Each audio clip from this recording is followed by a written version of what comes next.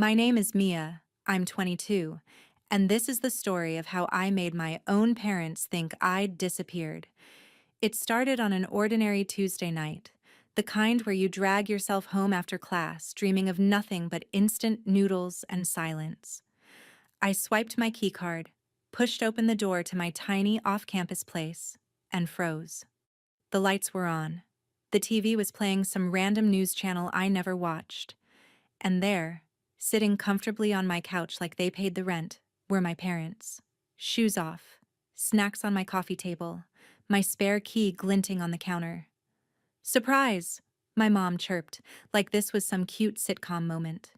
My dad just lifted a hand in a lazy wave, as if catching your daughter off guard in her own locked apartment was normal. My heart slammed against my ribs. "How did you even get in here?" I demanded, my voice sharper than I intended. My mom held up the key.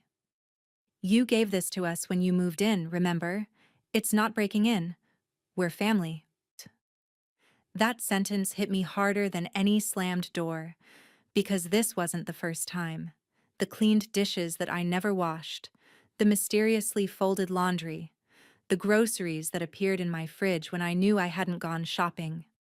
Every time I thought I was alone, they had already been here, walking through my space, judging my life, rearranging my things. This time, though, something in me snapped. I smiled, sat down across from them. I let my mom ramble about helping, and my dad joke about how lucky I was. And while they talked, I stared at that key on the counter and felt a different kind of plan clicking into place. If they believed family meant they could cross any boundary, what would happen if their little girl simply vanished from the place they kept invading?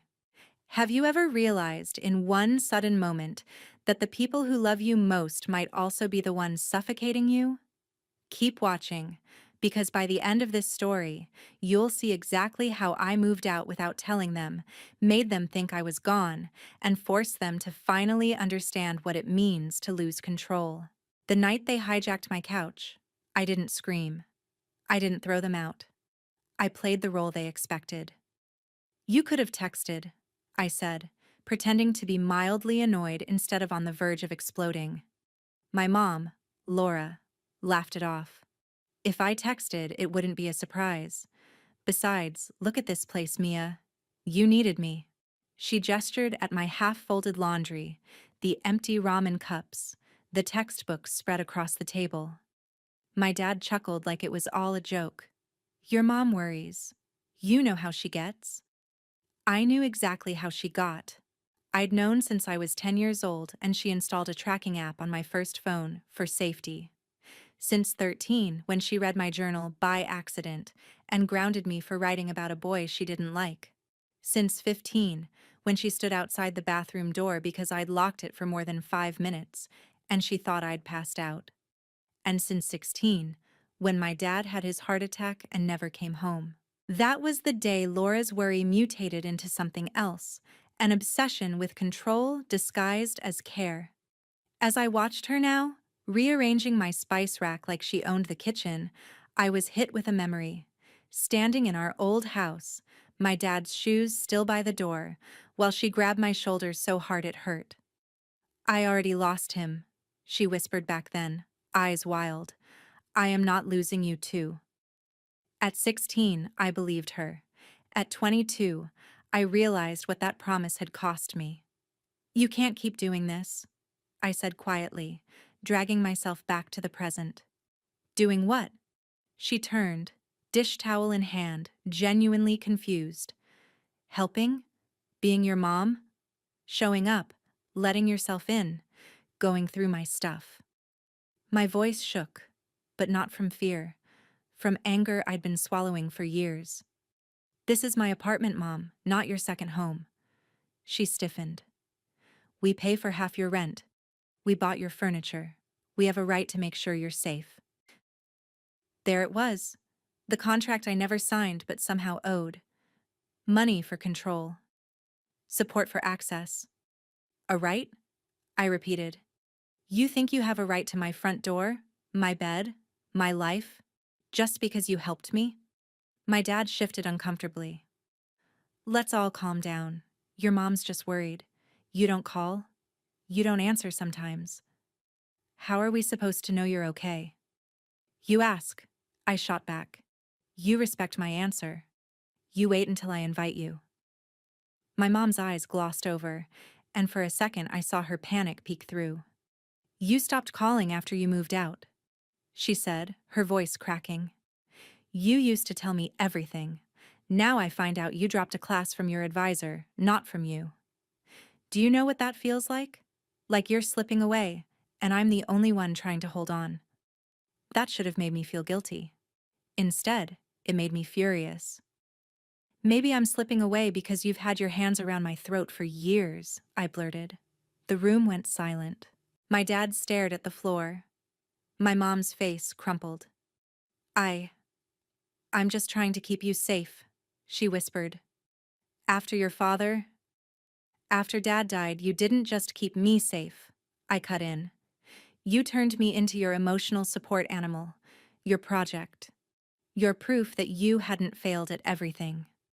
Her lips parted like I'd slapped her. I had never said that out loud. Not once. That's not fair, she said weakly. Is it fair to track every step I take?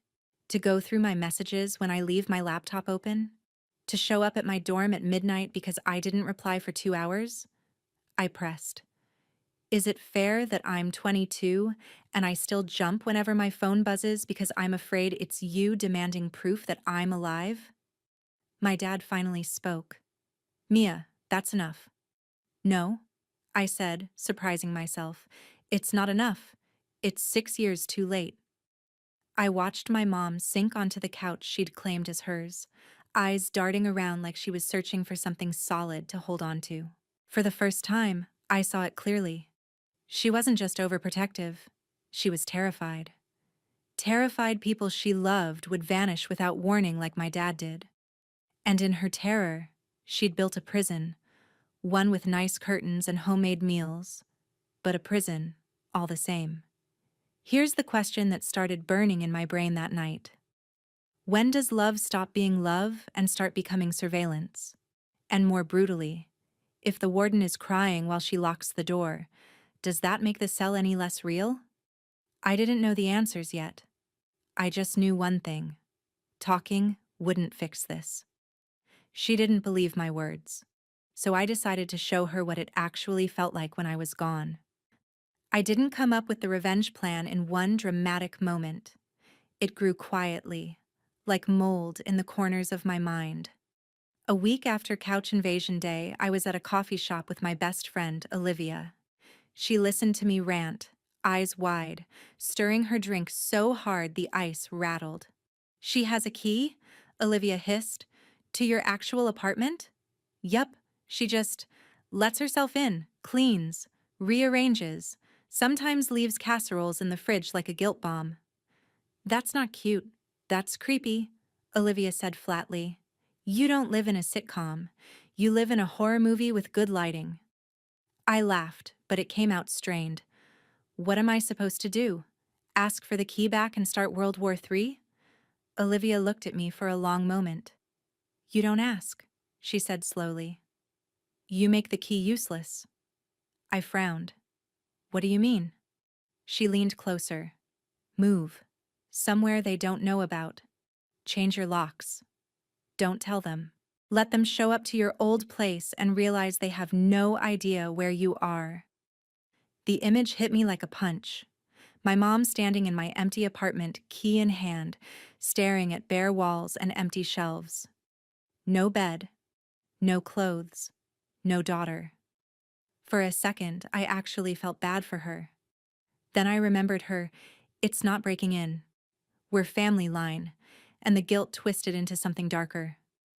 Is that too much? I asked, still half laughing, half testing the idea out loud. Too much for who? Olivia shot back. For the woman who thought she had the right to walk into your shower if you didn't answer the door fast enough? She wasn't wrong. Still, this wasn't a prank. This was psychological warfare. She'll panic, I murmured. She'll think something happened to me. You know what she thinks now? Olivia countered. That she owns you. That there is zero consequence to her ignoring your boundaries. Maybe she needs to feel, for once, what it's like when you're not there on command. The scary part? A tiny, ugly part of me liked that idea. A little girl inside me, the one who'd had her diary read, and her phone searched, and her social life screened like a security threat, wanted to watch my mother freak out. Wanted to see her realize she wasn't God. I don't just want to hurt her, I said, half to Olivia, half to myself. I just want her to stop. Sometimes people like that only stop when the thing they're afraid of actually happens, Olivia said quietly. She's terrified of losing you, but right now she's losing you anyway, just slower, and you're the one bleeding. The truth of that lodged in my chest. Slowly, we started sketching out details, not on paper but in whispers over coffee. Step 1. Find a new place, fast. Step 2. Move everything important in one weekend while my parents were busy. Sunday church, family lunch, their routines I knew by heart. Step 3. Leave the old apartment spotless but empty. Step 4. Go dark for just long enough. Not days, not weeks. Just enough hours to make them feel the free fall they'd been forcing on me for years.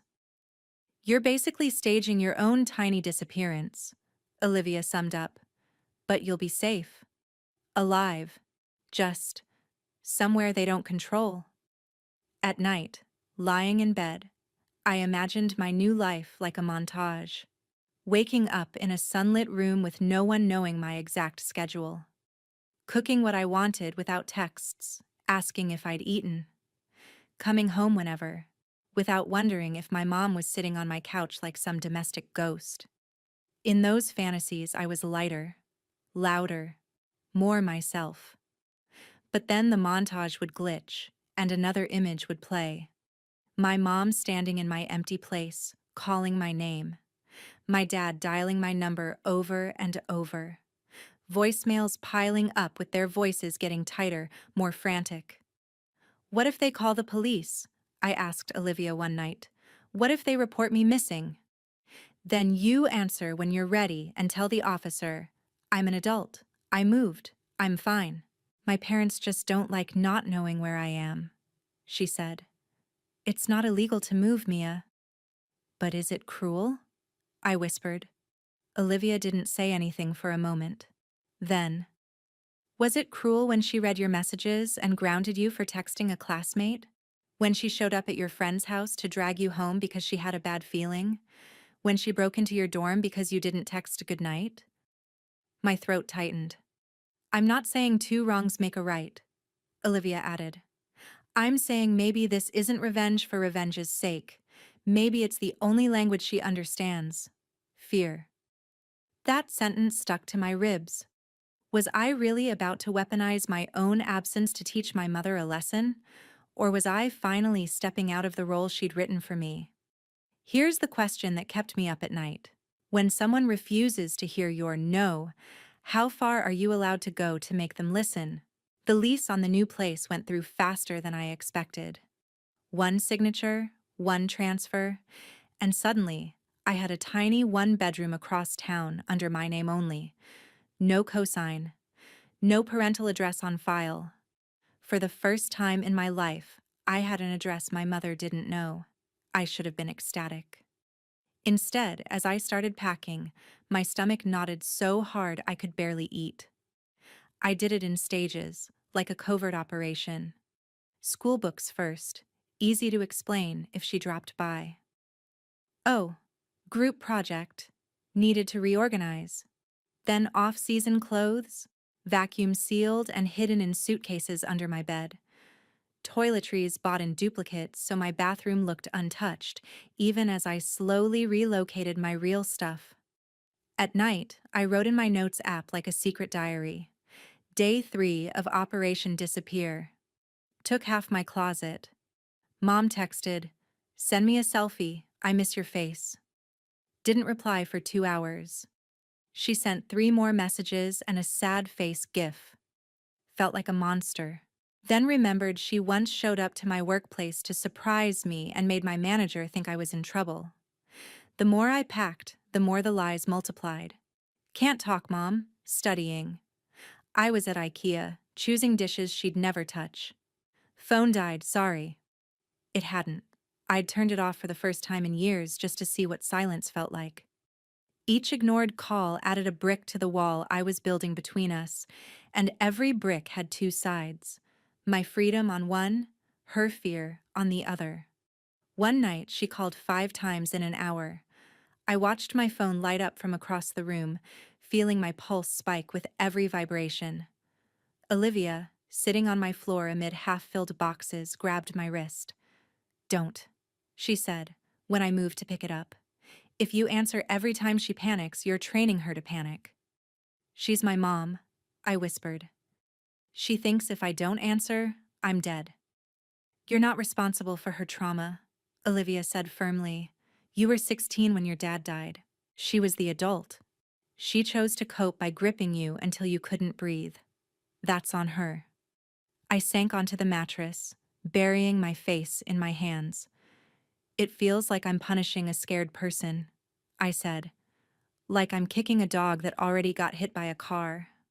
Olivia's voice softened. "Or maybe you're grabbing the leash out of her hand before she drags you into traffic with her." I hated how much sense that made. A few days before moving day, my mom's messages shifted tone. Less casual check-ins, more raw anxiety. "You've been distant lately. Are you mad at me? Please answer. I had a nightmare about you. I drove past your building today. Your blinds were closed. Are you okay?" She drove past my building, just to look up at my windows, to make sure the shape of my life still matched the one in her head. Something in me snapped again, not into anger this time, but into cold determination. If I told her about the move, she'd turn it into a negotiation. She'd cry, promise to change, beg for the new address, demand a spare key, just in case. And I knew myself. I would cave. I'd hand her the key like I always had. First to my phone, then to my location, then to my future. So I did the only thing that made sense to the part of me that was tired of being watched. I made a rule. For 72 hours, my life would belong only to me. No updates, no location sharing, no explanations. 72 hours for her to feel what I'd felt for 6 years. Uncertainty. That night, I typed and deleted a dozen messages. "Hey Mom, I'm moving, but I'm safe." Delete. "I love you, but I need space, so please don't freak out." Delete. "If you break into my place again after this, I'm changing my number." Delete. In the end, I sent nothing. I plugged in my phone, flipped it face down, and whispered to the dark. "Just 3 days. You can hate me for 3 days if it buys me the rest of my life." Here's the question that burrowed into my chest as I fell asleep. Is it still revenge if the person you're hurting is the one who taught you that fear is the only language that gets results? The day before I moved, my life looked normal from the outside. I went to class.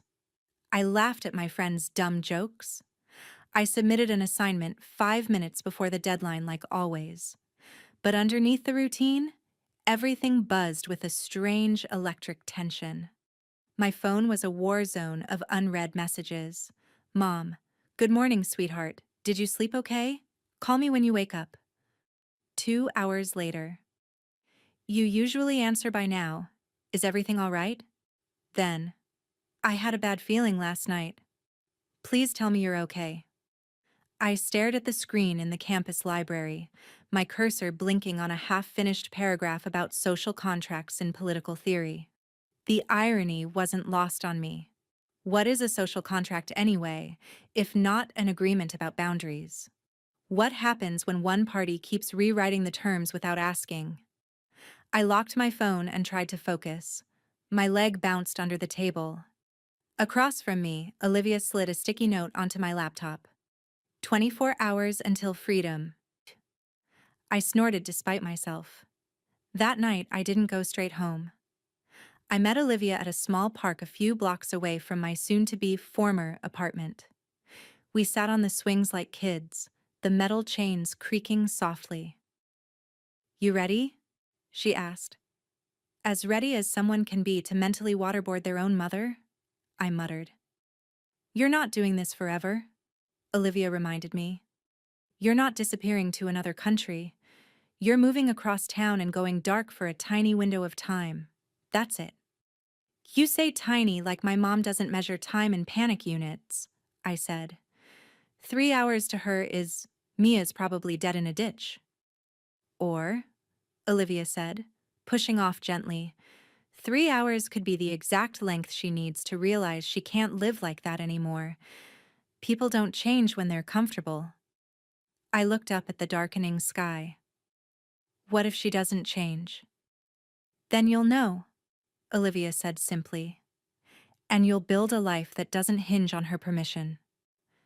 As I walked back to my apartment later, my phone rang again. Mom. I watched it buzz in my hand, then hit decline for the first time in my life on purpose. Immediately, a text. "Why aren't you answering? Are you with someone? Are you safe?" The familiar cocktail of guilt and anger flooded me. I could picture her pacing the living room, clutching her phone, replaying every worst-case scenario she'd ever seen on the news. For years, I'd rushed in to soothe her, to prove I was still breathing. Tonight, I didn't. I sent one message. "I'm fine. Busy. Talk later." It wasn't a lie exactly, just incomplete. Her reply came seconds later. "Busy with what? Are you eating? Are you alone? I can bring you dinner." I didn't answer. I put my phone on Do Not Disturb and started labeling my boxes instead. Kitchen. Books. Things that are actually mine. With every piece of tape I dragged across cardboard, I felt something shift inside me. I wasn't just moving apartments. I was relocating the center of my life from their world to mine. I crawled into bed, surrounded by stacks of boxes, my room half stripped, and stared at the ceiling. My mind played two movies at once. In one, my mother barged into my apartment tomorrow, found it empty, and collapsed, sobbing, phone slipping from her hand. In the other, she got the message, really got it. She realized that her fear had consequences, that her daughter wasn't an emotional support animal or a device she could refresh. And in that version, she called me, not to demand, not to interrogate, but to ask, "How can I love you without caging you?" Which of those movies would play out? I didn't know, but I knew this. If I kept living the way I was, there would only ever be one story. Hers. So here's the question I'll throw at you, the same one I asked myself over and over that night. If your freedom meant letting your mother feel, for a few hours, the terror she's been feeding you for years, would you do it? Or would you keep sacrificing yourself on the altar of her comfort? Moving day was a blur of sweat, adrenaline, and carefully timed lies. I woke up before sunrise, heart pounding, and sent my mom a message I'd drafted the night before. "Super busy today. Big group project. Might be MIA for a while. Love you. MIA. Missing in action." The irony made my chest ache. Olivia arrived with her beat-up car and a trunk full of borrowed moving blankets. "No going back now," she said, handing me a coffee. "You sure about the 72 hours?" "I'm sure about the first 12, I said. "We'll see about the rest." We moved like criminals. Fast, efficient, no lingering. Boxes down the stairs, into the car, across town, up another flight, back and forth, like we were shuttling pieces of my old life into witness protection. By noon, my old apartment was almost empty. Just a mattress, a folding chair, and a few decoy items left behind to keep up appearances from the hallway. A stray mug, a throw blanket, an old poster still on the wall. My phone buzzed all morning, vibrating on the counter like a trapped insect. "Mom, Good luck on your project. Send me a pic of your study group. An hour later. Haven't heard from you. Did your phone die? Then. Mia, please respond. I didn't. Every time I considered it, I pictured her hand on my doorknob, twisting without knocking, her voice floating down the hallway. It's me. Open up. As if that sentence was a skeleton key that unlocked any lock, any boundary. By late afternoon, everything that mattered was in the new apartment. It wasn't much. Some furniture, too many books, a few boxes of memories I hadn't had time to process. But it was mine. No spare key in my parents' drawer. No address saved in their GPS. I stood in the middle of my new living room, sweaty and exhausted, and felt something I hadn't felt in years, the absence of an invisible gaze. How does it feel? Olivia asked, dropping onto the couch. I looked around. Quiet, I said. In a good way. And also, terrifying. My phone buzzed again. This time it wasn't a text. It was a call, but not from my mom. Unknown number. I hesitated, then answered. Hello? Is this Mia Collins? A man's voice asked. Yes? This is Officer Ramirez with the LAPD. Your parents came into the station. They're very worried. They reported you missing. My brain short-circuited. Missing? I repeated. Sir, I'm not missing. I moved apartments today. I'm fine. Olivia's eyes widened when she saw my face drain of color. Your parents said they went to your address. The officer continued. Your door was unlocked. The place looked abandoned. They couldn't reach you for several hours. Given your age, we have to take their concerns seriously. I closed my eyes. Of course they'd gone. Of course they'd used the key one last time. I pictured them opening the door to find nothing. No bed, no clothes, no daughter. Just the ghost of the life they thought they controlled. A part of me wanted to feel triumphant. Instead, I just felt tired. I appreciate you checking, I said carefully. But I'm an adult. I chose to move, and I chose not to tell them because I needed space. I'm safe. I'm not in danger. I just don't want them having access to my home anymore. There was a pause on the line. That's your right, the officer said finally. Would you be willing to call them? They're pretty shaken up. I stared at the ceiling. This was it. The moment my revenge stopped being hypothetical and became a sobbing woman in a police station, clutching a photo of me from high school. I'll call them, I said. After I hung up, I just sat there for a minute, phone heavy in my hand. Well? Olivia asked. They called the cops, I said. They went to the old place, found it empty, reported me missing. So the plan worked, Olivia said quietly. I laughed once, sharp and humorless. Yeah, it worked. How do you feel? Like I just pushed someone off a cliff and I'm waiting to see if they can swim. I dialed my mom's number with hands that wouldn't stop shaking. She picked up on the first ring. Mia? Her voice was high, ragged. I could hear noise in the background, murmurs, a man's voice, maybe the officer's. Where are you? Are you okay? Oh my God, why didn't you? I'm fine. I cut in. I'm safe. I moved apartments. Silence, then a choked sound. You moved? She repeated, like I'd said I moved to another planet. Without telling us? We thought, you have no idea. We went to your place, and it was empty, and your phone. I told you I'd be busy, I said, hearing the cold edge in my own voice. I turned on Do Not Disturb because I didn't want to be interrupted. We thought you'd been taken, she sobbed. Your father nearly had a heart attack. We called hospitals. We drove around campus. How could you do this to us? There it was. Not, I'm glad you're safe. Not, I'm sorry I scared you so badly you felt you had to leave in secret. Just, how could you do this to us? A part of me wanted to apologize, to soothe her, to fix the panic I'd caused. The other part, the one that had been a prisoner in her fear for 6 years, spoke first. "That feeling you had today?" I said quietly.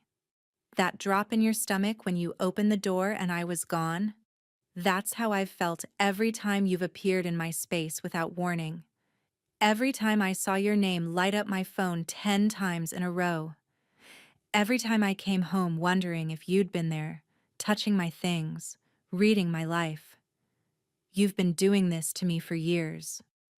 "That's not the same," she shot back, voice sharp through her tears. "I was protecting you. You disappeared." "I moved," I corrected. "I didn't vanish. I didn't die. I didn't get kidnapped. I did something every adult has the right to do. I chose where I live and who has access to it. You reported me missing because, for once, you weren't in control." There was a strangled sound on the other end. Then my dad's voice came on, low and strained. "Mia," he said, "we were terrified. You have to see that." "I do," I said. "I see it very clearly.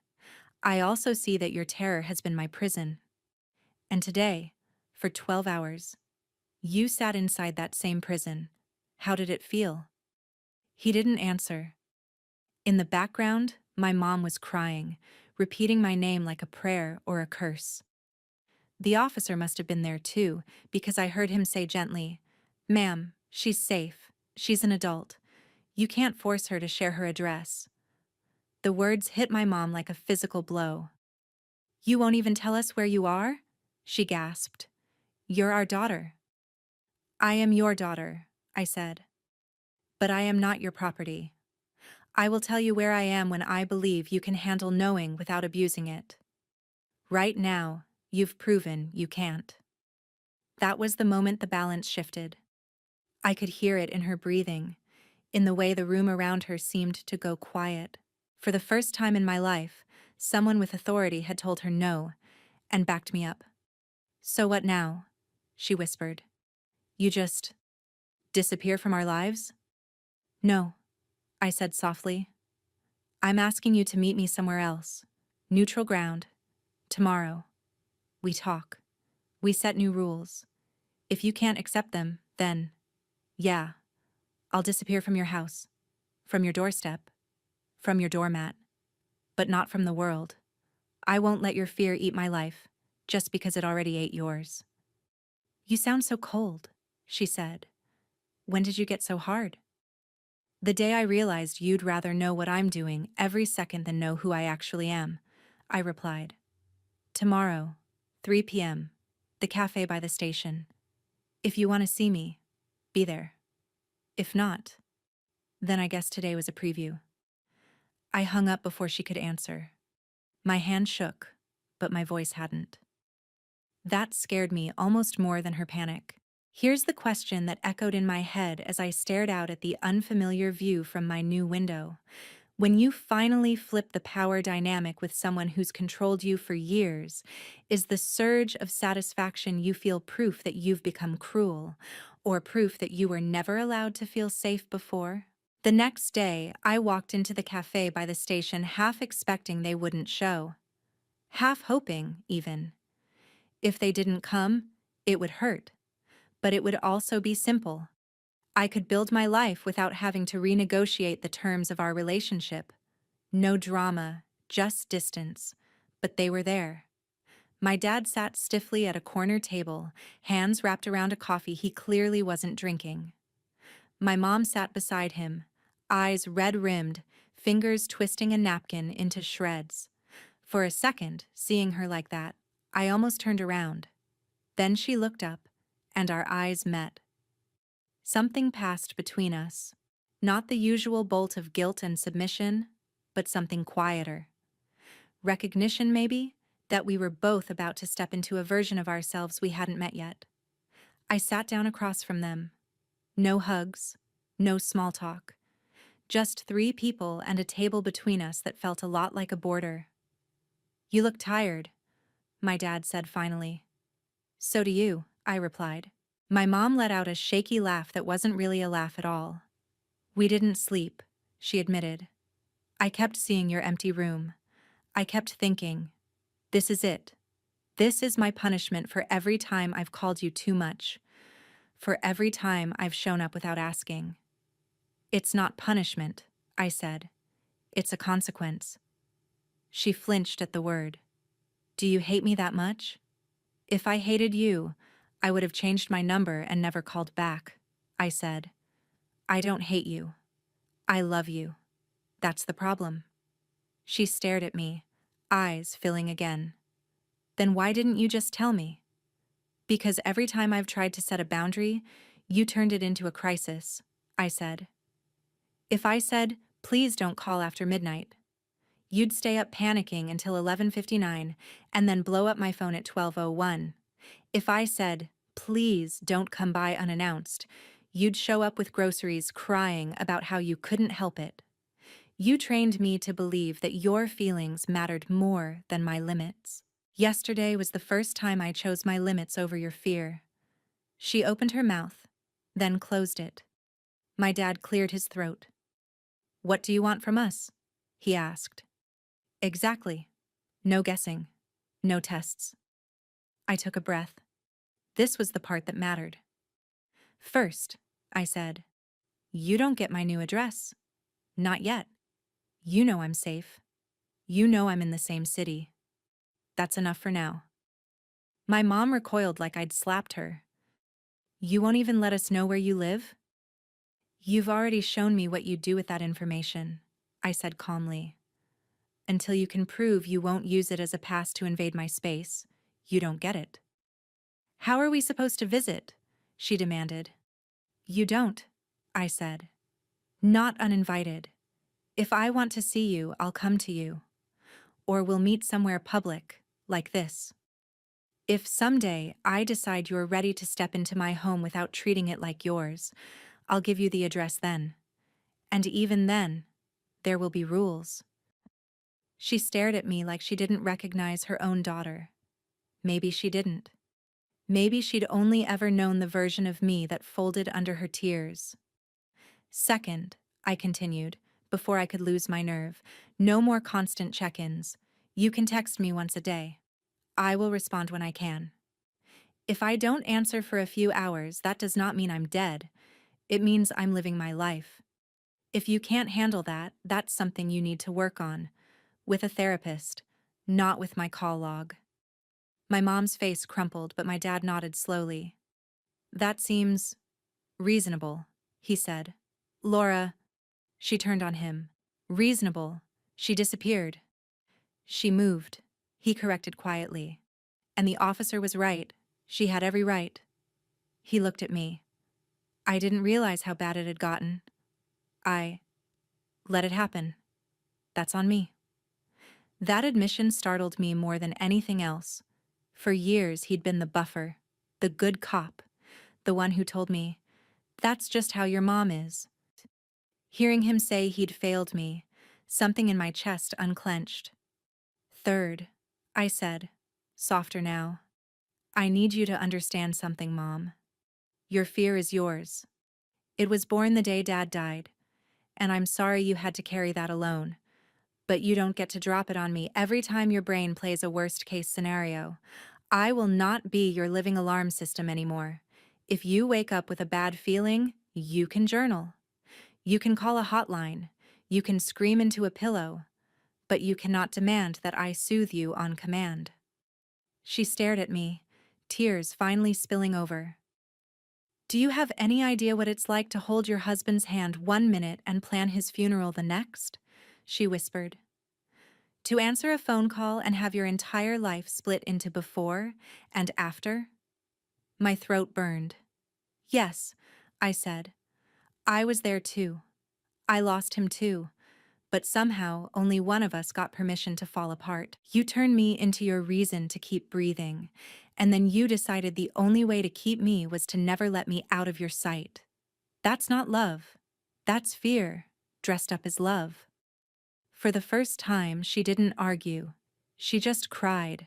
Not loud, manipulative sobs, the kind I'd seen when she wanted something, but small, broken sounds that made my own eyes sting. So what do I do? She finally choked out. Just stop caring? No, I said. Care differently. Care enough to let me walk home without tracking the route. Care enough to believe me when I say I'm okay. Care enough to risk your own anxiety so I don't have to live inside it. We sat there in silence for a long time. People came and went around us. Cups clinked. Milk steamed. Life went on. Eventually, my dad spoke. "We'll try," he said. "I can't promise it'll be perfect. I know your mom will slip. I probably will too. But I hear you. And if we mess up, you have my permission to hang up the phone, to walk out the door, to protect yourself. I won't call that disrespect ever again." My mom wiped her face with the shredded napkin. "I don't know how to be the kind of mother you're asking for," she admitted. "All I know is how to hold on. I never learned how to let go without feeling like I'm throwing you away." "Then maybe we both have stuff to learn," I said quietly. "You have to learn to loosen your grip. I have to learn to stop mistaking your fear for my responsibility. We can try. Or we can keep doing what we've been doing and watch each other rot." "I don't want to lose you," she whispered. "You already almost did," I said. "Yesterday, in that empty apartment, that was the closest I've ever come to cutting you off for good. I don't want that either. That's why I'm here." She looked at me for a long time, something new flickering in her eyes. Not submission, not victory. Something like acceptance, or at least the first shaky step toward it. "Okay," she said finally. I'll look for a therapist. I'll try not to break into your life anymore." A weak smile tugged at my mouth. "And I'll try not to stage any more fake disappearances," I said. "Deal?" We shook on it. It was awkward and a little absurd, but it was also real. A contract, this time actually spoken aloud. Months have passed since that day. My parents still don't have my address. Sometimes my mom slips, sends 3 texts in a row, calls twice in an hour. When she does, I don't rush to comfort her. I wait. I respond when I'm ready. Once, she apologized on her own. "Sorry, got carried away. Old habits. I'm working on it." That message meant more to me than any casserole ever did. Do I regret what I did? Sometimes. When I remember the sound of her voice at the police station, cracked and wild, part of me flinches. I didn't just draw a boundary. I detonated a wake-up call that left collateral damage. But then I look around my apartment, my keys on my table, my mess exactly where I left it, my phone blessedly silent when I choose. And I know this: without that explosion, nothing would have changed. My mom had to feel what it was like to not know where I was, to understand that her worst nightmare wasn't me being gone. It was me being gone on my own terms. So here's my final question for you, the one I still ask myself on the quiet nights. Have you found a balance between freedom and love, or are you still letting someone else's fear script your life? And if you haven't, how far would you go to make them finally, truly let you go?